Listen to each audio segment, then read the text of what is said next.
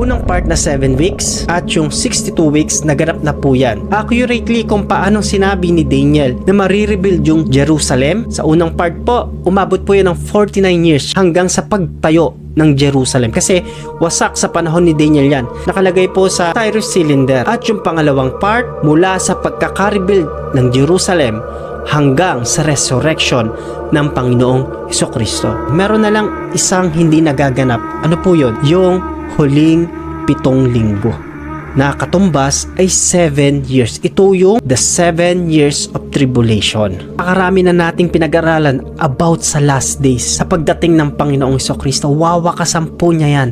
Yung ginagawa ng mga tao, yung kasalanan, wawakasan niya po yan. Ang sabi ng Daniel chapter 9. Ngayon, nasaan tayo? Mas pasimplihin po natin. Naganap yung first part and second part. Sinalaysay yung third part. Nandito tayo sa gap after resurrection of Jesus Christ. The age of churches.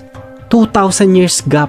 Nandito po tayo. At ang Panginoong Hesus mismo ang nagsabi ng mga senyales na kapag ganito na ang nangyayari, malapit na yung 7 years. Makakarinig ng mga digmaan, makakarinig ng mga alitan, magiging mapanlamig ang mga tao sa pananampalataya. Nandito tayo sa fulfillment of the prophecy, sa sinabi mismo ng Panginoong Hesus. Kung ano ang mga ginagawa ng mga tao nung kapanahunan ni Noe, ay ganun din ang gagawin ng mga tao sa pagdating ko na anak ng tao. Sila po ay namumuhay sa imoralidad. Ginagawa ang mga kasuklam-suklam na bagay. Ibig sabihin po dyan, hindi nila pinapakinggan yung salita ng Diyos. Matinding panlalamig. At sa panahon po natin ngayon, kahit napakarami ng nangangaral, sinasantabi ang Ebanghelyo, sinasantabi ang paalala ng Diyos. Bakit? Kasi nandito na tayo sa panahon na to at hinihintay na lang yung mga magaganap. Kung natupad yung 3/4 ng 70 weeks prophecy, pwedeng anytime mangyari na yung huling part. Ito na yung panahon para maging seryoso tayo, kapatid, sa ating pananampalataya. Kung hindi mo pa pinaniniwalaan yung salita ng Diyos,